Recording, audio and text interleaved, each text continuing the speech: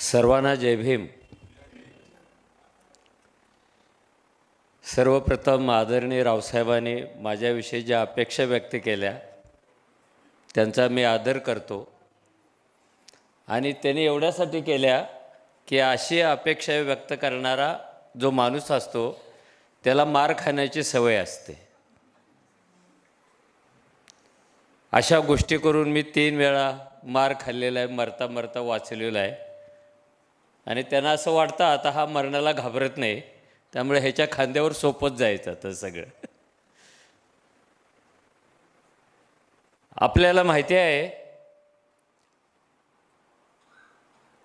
आपल्या परंपरेतली एक गोष्ट ती मी प्रत्येक ठिकाणी सांगत असतो।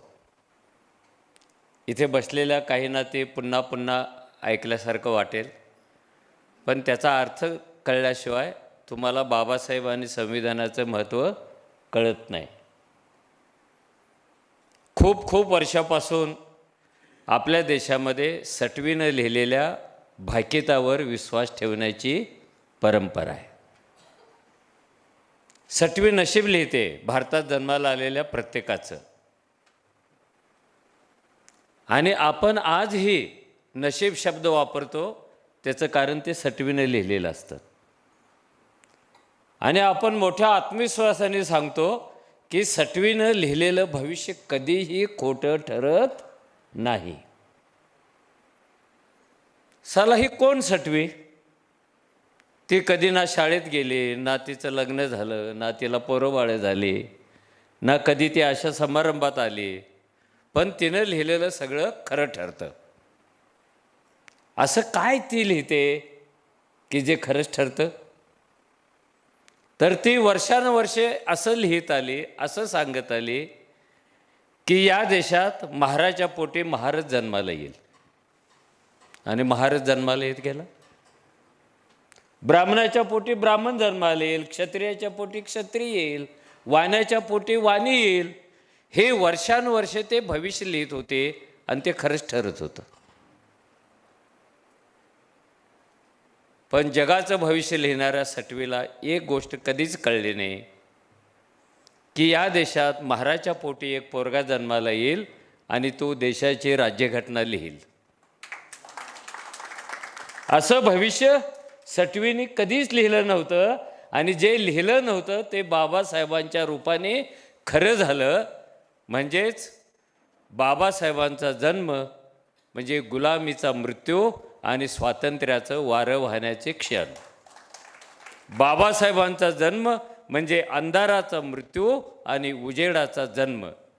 बाबासाहेबांचा जन्म म्हणजे मनुस्मृतीचा मृत्यू आणि संविधानाचा जन्म। आता हे जे संविधान आहे, या संविधानाला आत्ताच धोका तयार झालेला आहे अशा भ्रमात आपण असायचं काही कारण नाही। संविधान लिहिण्याचं काम चालू असतानाच त्याच्या अवतीभोवती सगळे धोके गर्दी करत होते।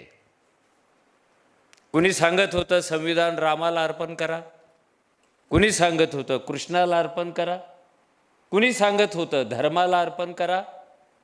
आणि कोल्हापूरजवळ संकेश्वर पीठामध्ये असलेला एक शंकराचार्य जे शास्त्री हा सांगत होता की शूद्राने लिहिलेलं संविधान ह्या देशात कधीच टिकणार नाही। दूध कितीही चांगलं असलं आणि ते गटारीतून वाहत आलं तर त्या दुधाला पावित्र्य राहत नाही। मोकळ्या मैदानावर त्याने हे भाषण केलं होतं। हे चालू आहे तिथून। संविधान आलं की आपली सत्ता जाते असं म्हणणारा एक वर्ग तेव्हाही होता, आज पण आहे।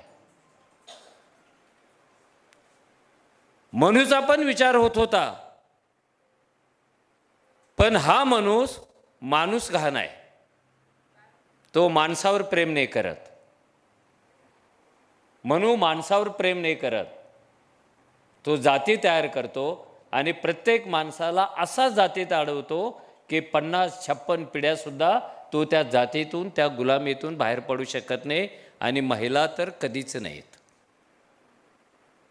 या देशातल्या मनुचा कर्दन काळ, त्यांना गुलाम बनवणारा, त्यांना पाप येऊ नये म्हणणारा, त्यांना दुर्बल म्हणणारा, त्यांच्या छळ करायचे परवानगी देणारा ग्रंथ म्हणजे मनुस्मृती. आणि 27 पासून बाबासाहेब त्याच्याशी झुंज देत होते. 3 मार्च 1927ला महाडमध्ये मनुस्मृतीचं दहन झालं आणि बाबासाहेबांनी जाहीर केलं, इथला माणूस गुलाम करणारा ग्रंथ आम्ही जाळतो आहोत. किती मोठ्या विश्वासाने. मनू मेला, पण तो मेला नव्हता.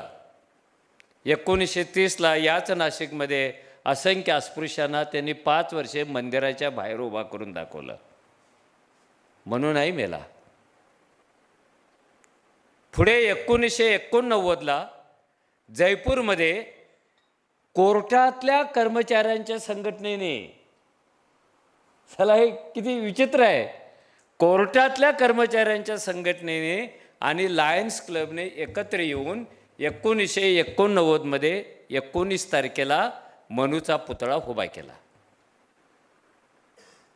मार्च का?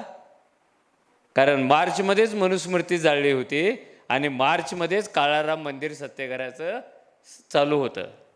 हे विनाकारण झालेलं आहे का? हे विनाकारण झालेलं नाही आहे.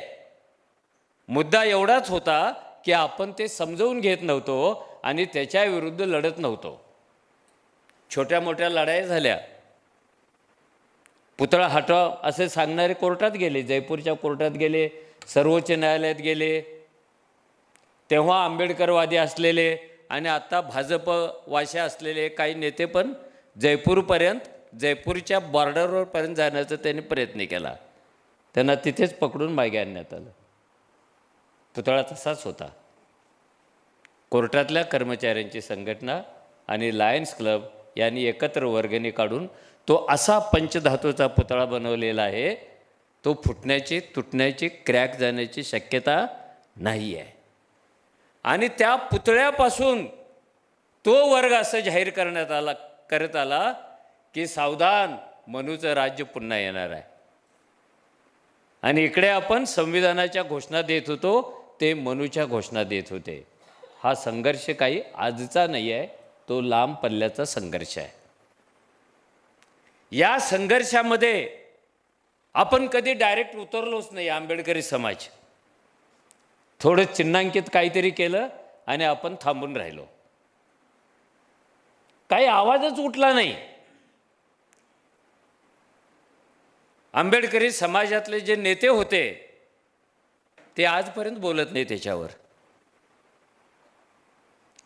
आणि बाबासाहेबांनी 27मध्येच भाकीत केलेलं होतं की आपल्या समाजातल्या महिला ज्या दिवशी पुरुषाच्या खांद्याला खांदा लावून लढतील, त्या दिवशी क्रांतीची चक्र फिरतील.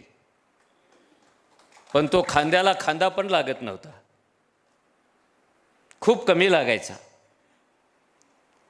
आणि तो खांद्याला खांदा लागेल की नाही याची वाट न बघता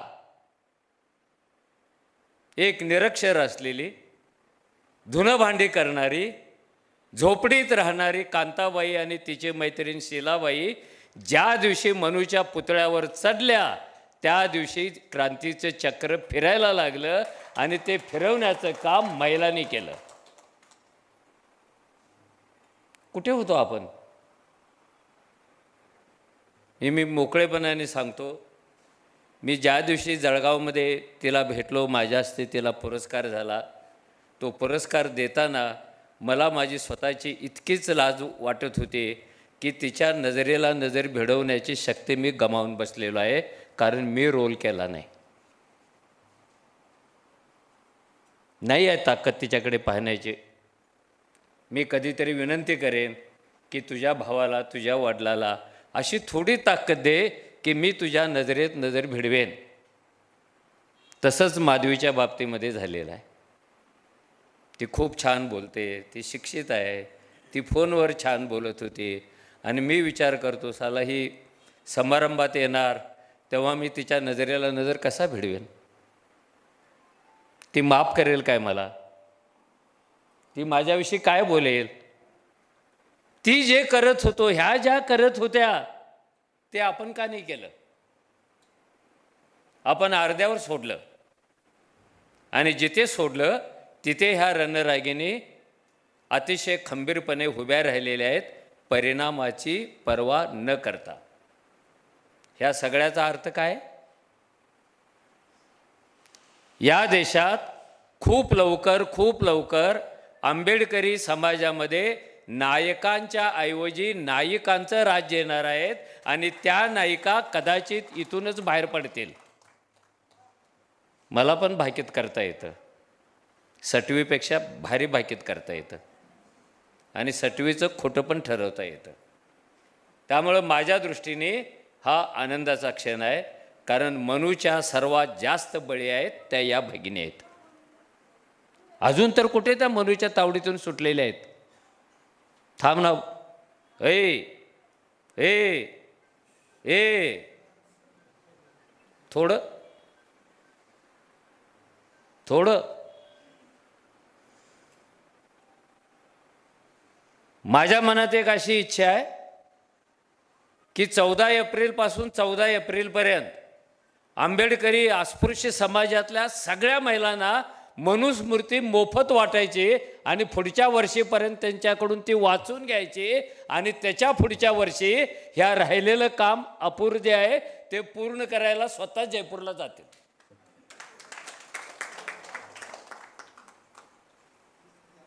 स्वतःच जातील. त्या तिकीट काढून गेल्या 1000 रुपये घेऊन, पण ह्या बिन तिकिटाचं जातील. कुणी आला टीसी पुढे जय भीम म्हणतील, थोबाडीत मारतील आणि जयपूरला पोचतील. इतकं चांगलं काम करायला चाललंय, तू तिकीट का मागतो भाऊ म्हणतील. हे जे संविधान आहे हा कायद्याचा बंच नाही आहे. तो थोडं स्वतःला प्रश्न विचारा. संविधान जर तुमच्या बाजूने नसतं ना, आज तुमची काय हिंमत होती इथे सभागृहात येऊन बसण्याची. कुणी हिंमत केली असती वेशभूषा बदलण्याची, कुणी हिंमत केली असती फॉरेस्टमध्ये तुम्हाला नोकऱ्या देण्याची आणि मला इथे उभा राहण्याची. हा तुमचा श्वास आहे, हे तुमचं स्वातंत्र्य आहे, हे तुमचं मूल्य आहे. ते जर तुम्ही जपला नाही तर जगातली कोणतीही व्यवस्था तुम्हाला माफ करणार नाही. हे आपल्यासाठी करायचं आहे आता. आणि ते करायचं असेल तर नव्या काळामध्ये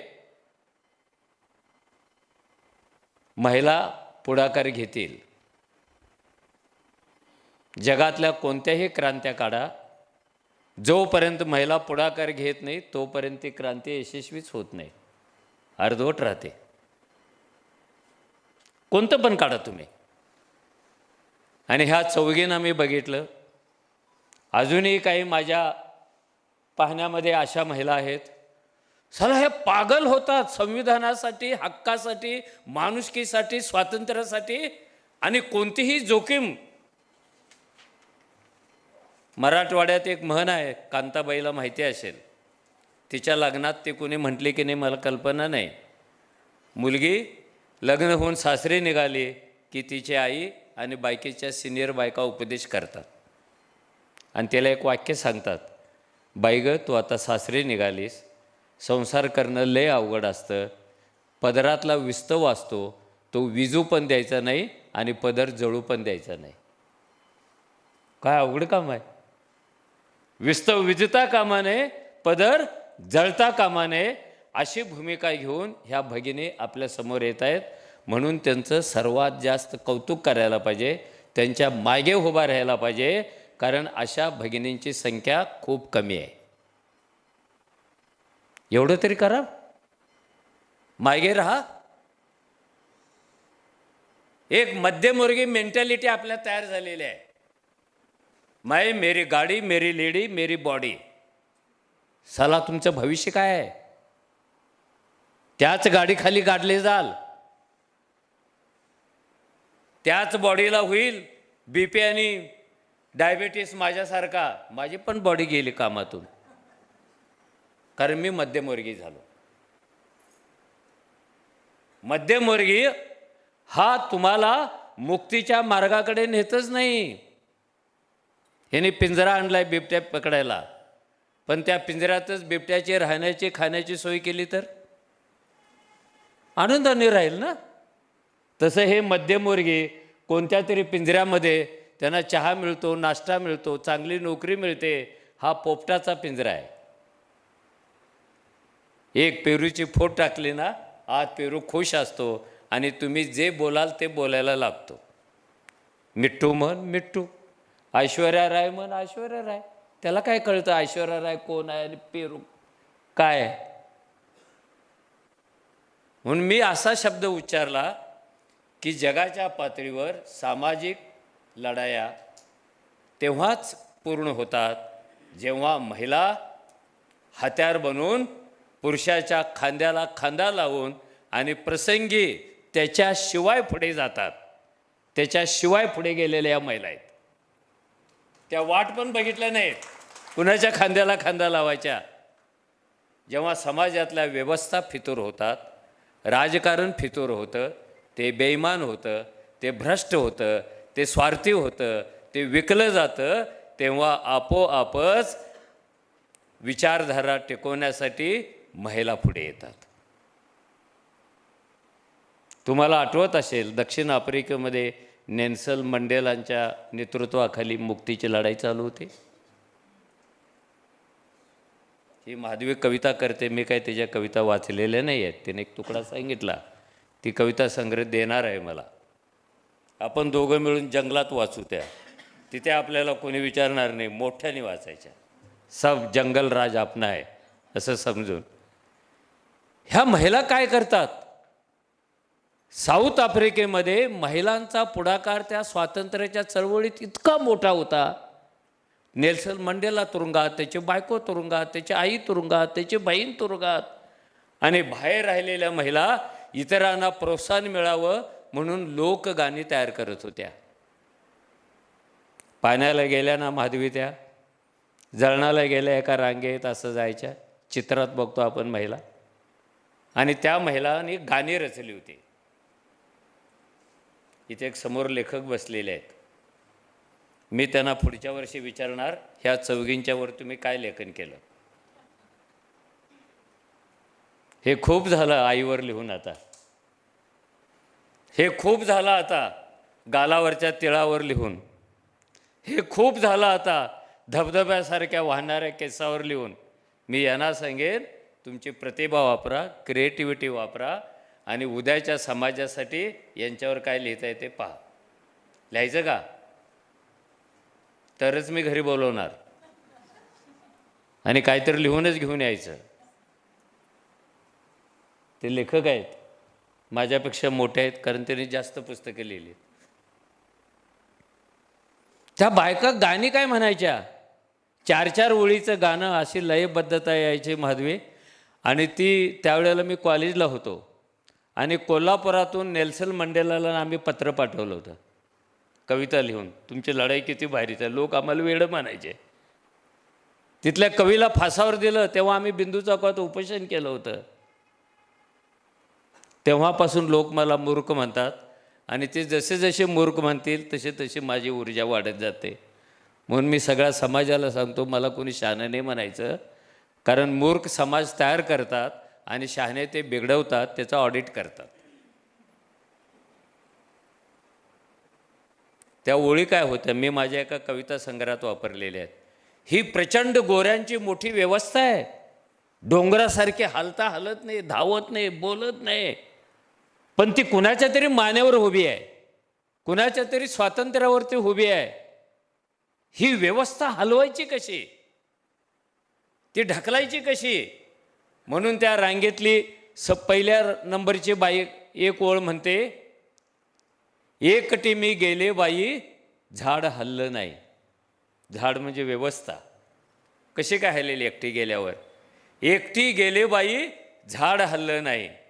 मागची बाई म्हणते, दुकटी गेलो बाई, दोघी जणी, दुकटी म्हणजे दोघी, दुकटी गेलो बाई झाड हललं नाही. तिसरी बाई म्हणते, तिकटी गेलो बाई, तिघी जणी गेलो, झाड हललं नाही. आणि मग बायकीच्या सगळ्या ओरडून म्हणतात, साऱ्या जणी गेलो बाई, झाड राहिलं नाही. मला वाटतं एकीची 2, दोघीची 3, तिघीची 4 अशा साऱ्या जणी जेव्हा आपण जाऊ ना, तेव्हा व्यवस्था बदलतेच. तिला बदलावंच लागतं, कारण साऱ्या जणी आलेल्या आहेत. इथे आता एकटी दुकटी आलेले नाही आहेत.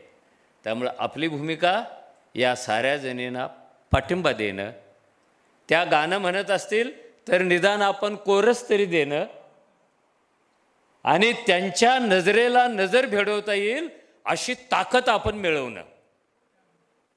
मला वाटतं अशी कुणाकडे ताकद असेल नसेल मला माहिती नाही, माझ्याकडे तरी नाही बाबा. चला आपण BPL कॅटेगरीमध्ये गेलो, दुर्बल कॅटेगरीमध्ये गेलो, आपण आधार कार्डवाले झालो, आपण लाडक्या बहिणीचे हकदार झालो, आणि हे सगळं करायचं राहून गेलं. त्या करतायत. त्या कांताची लढाई लय अवघड आहे. आणि मला कळत नाही, जो सगळ्यांना गुलाम करतो त्या मनूच्या पुतळ्याला डांबर फासलं की राष्ट्रद्रोह होतो, बरोबर आहे. आणि जे संविधान सगळ्यांना स्वातंत्र्य देतं त्याच्याविषयी प्रश्न विचारलं की राष्ट्रद्रोह होतो. याला काय भानगड आहे राव. संविधान विचारलं राष्ट्रद्रोह, आणि मनूच्या गळ्यात हार घातला राष्ट्रप्रेम, राष्ट्रपुरुषाची पूजा. साला कोण मादरच होता.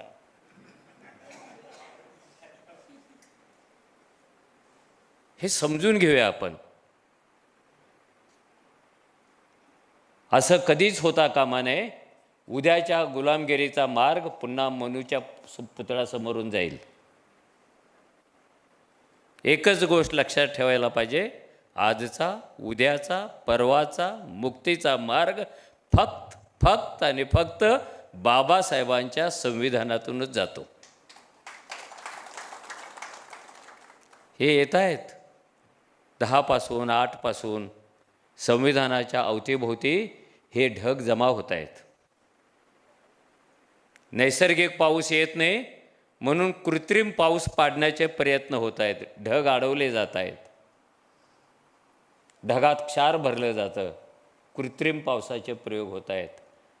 हे सगळं खरं असलं तर हिंदीमध्ये एक वाक्य आहे, रोज रोज रात्रीचा अंधार सतावतो. हे खरंच आहे.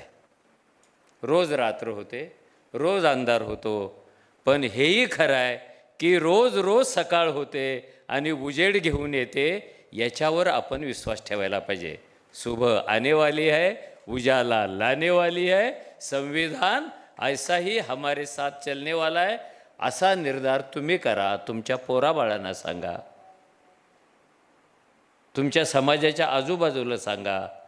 संविधान वाचवणं ही जातीची लढाई नाही, ही धर्माची लढाई नाही, ही प्रांताची लढाई नाही, ही भाषेची नाही, ही पक्षाची नाही, तर हे स्वातंत्र्य आणि माणुसकी जिवंत ठेवण्याची लढाई आहे. या लढाईमध्ये जेवढे जेवढे मुक्तीचे आवाज येतील त्या सगळ्यांचा हात हातात घेऊन एक मोठा गोप तयार केला ना, तर मनूचा पुतळा, त्याचा विचार अस्तित्वात राहण्याची शक्यताही नाही. कारण शेवटी 3.5% वाल्याने 96% लादलेला हा मनू आहे. हे 97.5%, 96% ज्या दिवशी आपलं स्वातंत्र्य मुठीत घेऊन जागे होतील तेव्हा हा तर पुतळा पडेलच, पण असा पुतळा जगात कुठेच राहणार नाही. तसं स्वप्न आपण बाळगूया. मी ह्या सगळ्यांना मनापासून धन्यवाद देतो, कारण दुर्बल माणूस धन्यवादच देऊ शकतो.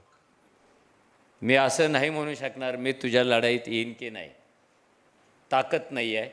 मी लिहू शकतो भरपूर, मी लिहून मार खाऊ शकतो, आणि कुणीतरी चळवळ करून मार खायला पाहिजे. आपली मैत्री व्हायला पाहिजे. लिहिणारा आणि चळवळ करणारा दोघे जर खांद्याला खांदा लावून गेले तर कांताबाईची लढाई सोपी होईल. तुम्ही कल्पना करा, दर 2-3 महिन्याला ही जयपूरला जात कशी असेल, जामिनावर सुटत कशी असेल. थोडा विचार करा. मध्यमवर्गीय मेंटॅलिटी ठेवून बघूच नका तुम्ही. थोडा विचार करा, तिच्या भूमिकेत जा. अरे जिला कसलीच मान्यता नाही ती मनूचा पुतळा फोडायला जाते. चला, इतकी बहादर बाई ना मी माझ्या आयुष्यात पहिल्यांदा बघते आणि तिच्याकडूनच अपेक्षा वाढतात आपल्या सर्वांच्या. ही काहीतरी करेल आज ना उद्या. कारण तिच्या घरात जाऊन औरंगाबादला मी त्याला विचारलं की हे पुतळा तर फुटलेलाच नाही. ती म्हणाली साहेब लय गच्च पुतळा आहे, पण आम्ही कधीतरी हातोडा घेऊन जाऊ. नाही नाही ऐक, ती काय म्हणाली, हातोडा घेऊन जाऊ. पुढे काय करशील? ती म्हणाली साहेब माझ्या आयुष्यात एकच स्वप्न आहे की मी मरण्याच्या पूर्वी कधीतरी तो मनूचा पुतळा उद्ध्वस्त करेन. आपण पोराबाळासाठी जगतो आहे, ती मनूचा पुतळा फोडण्यासाठी जगते आहे. एवढा तिच्यात आणि माझ्यात फरक आहे. म्हणून तिच्या नजरेला नजर भिडवायची कशी? आता तिला आनंद वाटत असेल, तिला छोटी बहीण मिळाली. छोटी की मोठी आहे? तू मोठी आहे. हां, मग मोठी आहे ती सगळ्याच अंगाने मोठी आहे.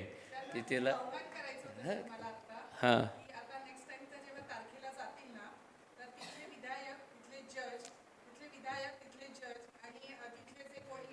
आहेत त्यांना नाशिकमध्ये म्हणजे मी स्वतः ह्याच्यासाठी हे करते की आपण एक मनुस्मृती बायकांसाठी किती हानिकारक आहे असं ड्राफ्टिंग करून जेवढ्या सह्या मला घरोघरी घेऊन जाता येईल ते एक पत्र त्यांना तिकडे पाठवतो आणि एक त्यांच्या सोबत देतो. हे मला असं नाही तू दे, त्याचा उपयोग आहे. पण कोर्टात अशा निवेदनाचा उपयोग होत नाही. कोर्टात कायद्यानेच लढावं लागतं, कायद्यानेच खोडावं लागतं.